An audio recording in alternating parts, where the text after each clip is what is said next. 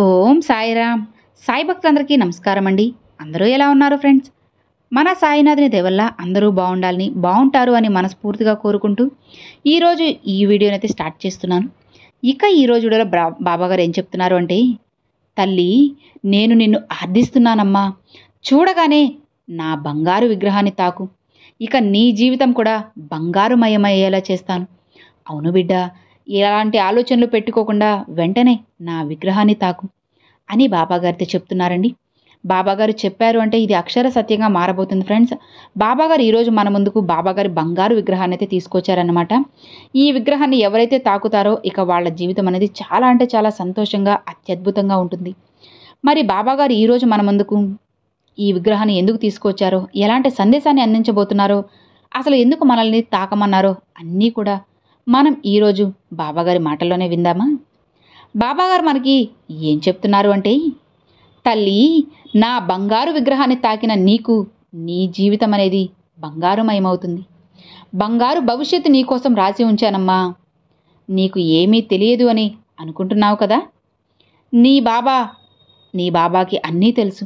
సకలం సాయి, సర్వం సాయి బిడ్డ. నీకు ప్రతి విషయం తెలుసు కదా. నువ్వు ఎంత వేదనకు గురవుతున్నావో కూడా నాకు తెలుసు. ఎంత బాధపడుతున్నావో కూడా నేను చూస్తూనే ఉన్నాను బిడ్డ. మరి మీరు చూస్తూ కూడా అలానే విగ్రహంలానే ఉన్నారా బాబా? అందుకేనా ఈ విగ్రహాన్ని తాకమన్నారు అని నువ్వు కోపంలో మాట్లాడుతున్నావా? బిడ్డ, నేను ఇవన్నీ చూసి కూడా మౌనంగా ఉండడానికి కూడా ఒక కారణం అనేది ఉంటుందమ్మా. కారణం లేకుండా నీ బాబా ఏది చేయరు అని నీకు కూడా తెలుసు కదా. నీ భవిష్యత్తు బంగారంలా ఉండాలి అనే ఈరోజు నేను నీ ముందుకు నా బంగారు విగ్రహాన్ని తీసుకొచ్చాను. చూడు తల్లి, ఒక్కసారి ఇలా చూడు. నా కళ్ళల్లోకి సూటిగా చూడమ్మా. నీ మనసు అనేది కాస్త కుదుట పడుతుంది. మనసు కొంచెం తేలిక పడుతుంది బిడ్డ. నీ బాబా చెప్పే ప్రతి మాటని కూడా నువ్వు జాగ్రత్తగా వినాలమ్మా. అలా వింటేనే కదా నీ జీవితం అనేది బాగుపడుతుంది. నీ జీవితం అనేది సంతోషపడుతుంది. అప్పుడే కదా తల్లి. కాబట్టి ఆలోచించకు. నీ సాయిని నువ్వు అలా బాధపడుతూ ఉంటే చూడలేకపోతున్నానమ్మా. నా గుండె తరుక్కుపోతుంది బిడ్డ. నువ్వు సంతోషంగా ఉంటేనే నేను కూడా సంతోషంగా ఉండగలను. నువ్వు ప్రశాంతమైన జీవితాన్ని గడుపు బిడ్డ. ఆనందంగా ఉండు. కష్టాలు నిన్ను మార్చేస్తున్నాయి కదా. నువ్వు ఎంత ప్రశాంతంగా ఉందామనుకున్నా సరే ఆ కష్టాలు నిన్ను అస్సలు అలా బ్రతకనివ్వడం లేదు కదా. ఎంత తట్టుకొని నిలబడదామనుకున్నా సరే ఒకటి తర్వాత మరొకటి ఇలా వెంటనే నీకు సమస్యలు అనేటివి వస్తూనే ఉన్నాయి. ఇక అందుకే కదా నువ్వు దిగులు పడుతూ ఉన్నావు. అసలు ఆనందం అనేది నా జీవితంలో కరువైపోయింది బాబా.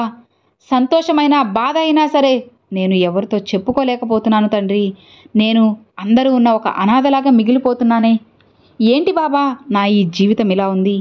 అసలు ఎందుకు నన్ను పుట్టించారు? మీరే కదా చెప్పారు నువ్వు నా బిడ్డవి, సాయి బిడ్డవి అని. మీ బిడ్డ ఇంతలా బాధపడుతూ ఉంటే ఎందుకు బాబా మీరు అలానే ఉన్నారు? ఎందుకు బాబా మీరు ఏమీ చేయలేకపోతున్నారు? మీ కళ్ళ ముందే మీ బిడ్డని ఇంతమంది అవమానిస్తూ ఉంటే మీరు ఎలా అలానే చూస్తూ ఉన్నారు అని అడుగుతున్నావా? తల్లి, నేను ముందు చెప్పాను కదా, నేను చేసే ప్రతి పనికి కూడా ఒక కారణం ఉంటుంది అని. అలానే దీనికి కూడా ఒక కారణం ఉందమ్మా.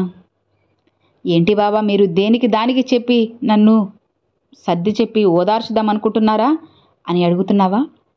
లేదు తల్లి, దీనికి కూడా ఒక కారణం ఉందమ్మా. ఎవరైతే నిన్ను ఇబ్బంది పెడుతూ అవమానిస్తూ నిన్ను హేళన చేసి వాళ్ళు నవ్వుకుంటున్నారో వాళ్ళని నేను ఏమీ చేయడం లేదని నువ్వు అనుకుంటున్నావు కదా. కానీ నీకు తెలియకుండానే నీ వెనక నేను కొన్ని పనులు కూడా జరిపిస్తున్నానమ్మా. అవి నీ కంటికి కనిపించకపోయినా ఏదో ఒకరోజు నీ కళ్ళకు కట్టినట్లు స్పష్టంగా కనిపిస్తాయి తల్లి. అవునమ్మా, నీ బాబా చెప్పేది అక్షర సత్యమే. వాళ్ళు నిన్నేదో బాధ పెడుతున్నారు అని నువ్వు కన్నీరు మున్నీరుగా ఏడుస్తున్నావు కదా. దిగులు పడకు, బాధ పెట్ట. నీవు ఎంత బాధ పెడతారో అంతకి 100 రెట్లు 1000 రెట్లు వాళ్ళు బాధపడతారు.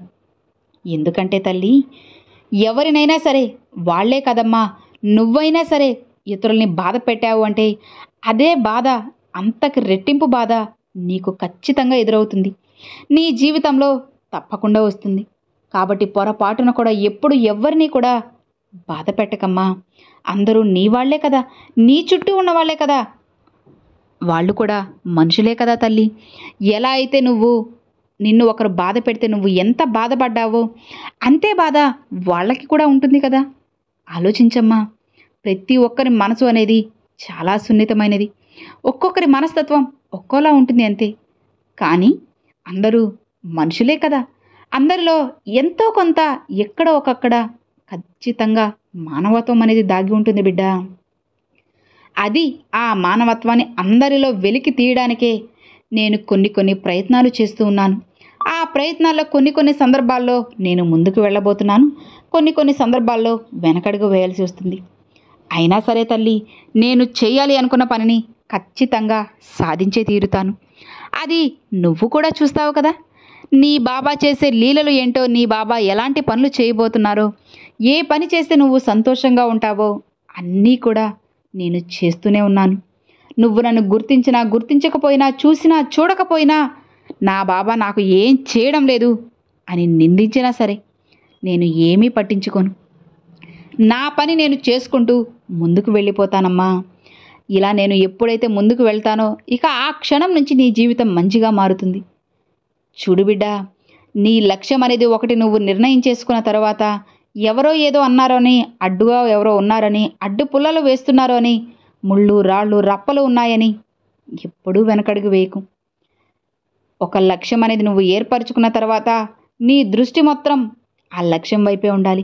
నువ్వు కళ్ళు మూసినా తెరిచినా ఆ లక్ష్యం నీకు కళ్ళకు కట్టినట్లు కనిపించాలి. ఎవరు ఎన్ని అడ్డుపుల్లలైనా వేని, ఎవరు ఎన్ని అడ్డంకులైనా వేని, నువ్వు ముందుకు వెళ్ళాల్సిందే. అప్పుడే కదా నీకైన విజయం, నీకైన గౌరవం అందరిలో నీకు దక్కుతుంది. అలా కాకుండా ఏముందులే బాబా, వెళ్ళిపోదాంలే, నాకు ఈ లక్ష్యం వద్దు, ఏమీ వద్దు అని వెనకడుగు వేస్తే చివరికి అందరూ నిన్ను ఇంకా కిందకి తొక్కేస్తారు. జాగ్రత్తగా ఉండు తల్లి. ఏది ఏమైనా సరే, నువ్వు ఏం జరిగినా సరే ధైర్యంగా ముందుకు వెళ్ళమ్మా. కొంతమంది నిన్ను మార్చే ప్రయత్నం కూడా చేస్తూ ఉంటారు. కానీ వాళ్ళకి అలాంటి అవకాశం ఏది ఇవ్వకుండా ముందుకు వెళ్ళిపో. నీకు తోడుగా నీ బాబా ఉంటారు. నువ్వు ఎప్పుడు కూడా ఒంటరివి కాదు బిడ్డ. అసలు ఒంటరితనం ఎంత గొప్పదో నీకు ఈ పాటికి అర్థమైపోయింది కదా. కాబట్టి నేను ఒంటరి అని ఎప్పుడు కూడా బాధపడకు. సంతోషంగా ముందుకు వెళ్ళు. నీ బాబా అడుగడుగునా నీ నీడలా నీ వెంటే ఉంటాను. చివరిగా ఒక్కటి చెబుతున్నానమ్మా, నీ నీడైనా నిన్ను విడిచి వెళ్తుందేమో కానీ నీ బాబా ఒక్క క్షణం, ఒక్క నిమిషం కూడా నీ బాబా నిన్ను విడిచి వెళ్ళరు. ఈరోజు నా బంగారు విగ్రహాన్ని తాకిన నీకు బంగారు భవిష్యత్తు అనేది రాసిపెట్టి ఉంచేశాను. నేను చెప్పాను అంటే అది అచ్చు అలానే జరుగుతుంది, జరిగి తీరాలి కూడా బిడ్డ. నీ బాబా ఎప్పుడైనా అబద్ధం చెప్పారా చెప్పు? చెప్పిన మాట ఎప్పుడైనా అబద్ధంగా మారిందా? ఆలోచించమ్మా. ఇప్పటి వరకు నేను ఎప్పుడైనా నీకు అబద్ధపు ప్రమాణాలు చేశానా? పొరపాటున కూడా చేయను బిడ్డ. కాస్త ఆలస్యం అవుతుందేమో అంతే, కానీ ఖచ్చితంగా నేను చెప్పినవి చెప్పినట్లుగా అలానే జరిగి తీరుతాయి.